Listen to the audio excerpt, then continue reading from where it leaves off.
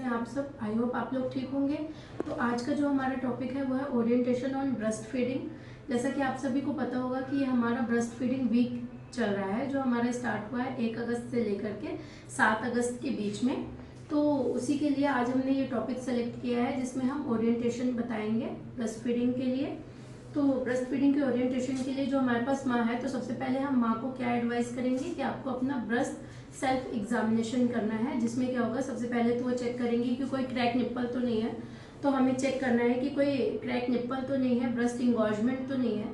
अगर ये सारी चीज़ें उन्होंने चेक कर ली और कुछ भी नहीं है, तो हमें क्या करना है, बच्चे को लेना है और माँ को बोलना है आप एक कंफर्टेबल पोजीशन में बैठ जाओ और हम करेक्ट पोजीशनिंग बताएंगे। तो पोजीशन में 4 पोजीशन होते हैं, जिसमें आप 4C भी S भी समझ सकते हैं। सीधा, सामने, समीप और सहारा कहा जाए तो सीधा यानी कि एक लेवल पे होना चाहिए बच्चे का एब्डोमेन माँ के एब्डोमेन से टच होना चाहिए, बेबी वेल सपोर्टेड होना चाहिए और बेबी वेल सपोर्टेड होना चाहिए और बेबी का शोल्डर, बेबी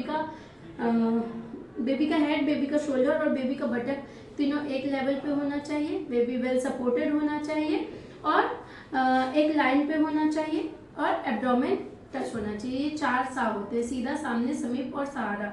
लेकिन अगर हम अटैचमेंट की बात करें, अब अगर हमें गुड अटैचमेंट बताना है तो गुड अटैचमेंट में भी 4 अटैचमेंट होते हैं, जिसमें सबसे पहला है कि बेबी का मुंह जो होता है वो वाइड ओपन होना चाहिए, पूरा खुला हुआ होना चाहिए। बेबी का जो लोअर लिप है वो नीचे की तरफ मुड़ा हुआ होना चाहिए और बेबी का जो चिन है वो मदर के ब्रेस्ट से टच होना चाहिए। और लास्ट एट द लिस्ट जो एरियोला, ये जो एरियोला वाला भाग है, तो ज्यादातर एरियोला का, अपर एरियोला का भाग जो हो वो विजिबल हो, लेकिन लोअर एरियोला का भाग जो है वो ज्यादातर बच्चे के मुंह के अंदर होना चाहिए, तभी वो इफेक्टिव शकिंग कहलाता है।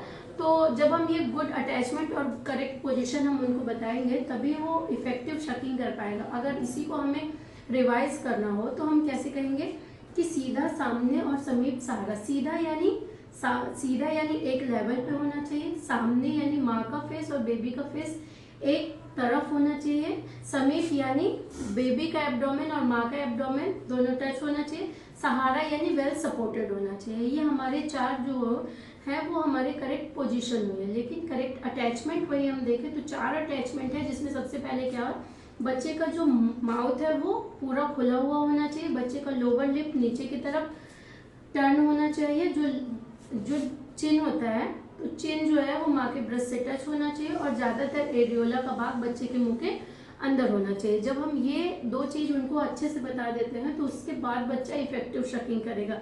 इफेक्टिव शकिंग का मतलब ये है कि वो डीप शक करेगा, फिर पॉज लेगा, फिर डीप शक करेगा, फिर पॉज लेगा बच्चा। अब आप कैसे आइडेंटिफाई करोगे कि वो जो बच्चा शक कर रहा है वो बहुत अच्छे से शक कर रहा है। तो यूरिन आउटपुट की अगर हम बात करें तो बच्चा कम से कम 6 से 8 बार बाथरूम करेगा, ठीक है। और हमें उसी टाइम पे उनको कोलेस्ट्रम के बारे में बताना है। कोलेस्ट्रम जो होता है पीला गाढ़ा दूध होता है, जो फर्स्ट टाइम सिक्रेट होता है, 1 से लेकर के 3 दिन के अंदर अंदर कोलेस्ट्रम सिक्रेट होता है, ठीक है। इसको फर्स्ट इम्यूनाइजेशन भी कहा जाता है। तो हमें इसके बारे में उनको ज़्यादा से ज़्यादा काउंसलिंग करना है। दूसरी चीज़ ये है कि हमें उनको ये भी बताना है कि अगर आप ब्रेस्ट फीड करा रहे हो तो आपको कितने बार ब्रेस्ट फीड कराना है। तो अगर हम इस ड्यूरेशन को लेके चले तो कम से कम 8 से 10 बार हमें उनको ब्रेस्ट फीड कराना है। नाइट में ज़्यादा कराना है ब्रेस्ट फीड, जैसे ये ब्रेस्ट मिल्क का सिक्रेशन और ज़्यादा बढ़ेगा। तो ये चीज़ हमें उस टाइम पे ध्यान देनी है। और सबसे इम्पोर्टेंट ये है कि जो भी माँ आ रही है पहले वो हमें उनके कॉन्फिडेंस लेवल को भी बढ़ाना है। जब वो फुल्ली कॉन्फिडेंस होगी तभी उसके अंदर ऑक्सीटोसिन हार्मोन्स रिलीज होगा और वो अच्छे से मदर बेबी को ब्रेस्ट फीड करा पाएगी। तो सबसे इम्पोर्टेंट है ये ब्रेस्ट। तो अगर इसमें कोई भी आपको चीज़ ऐसी लग रही है जो थोड़ी और रिवीजन या कुछ करेक्शन चाहिए तो आप मुझे कमेंट्स कर सकते हैं, मैं उसको और क्लियर करूँगी। बाकी अगर आपको वीडियो पसंद आया हो तो आप प्लीज़ उसको लाइक एंड शेयर करें। Thank you.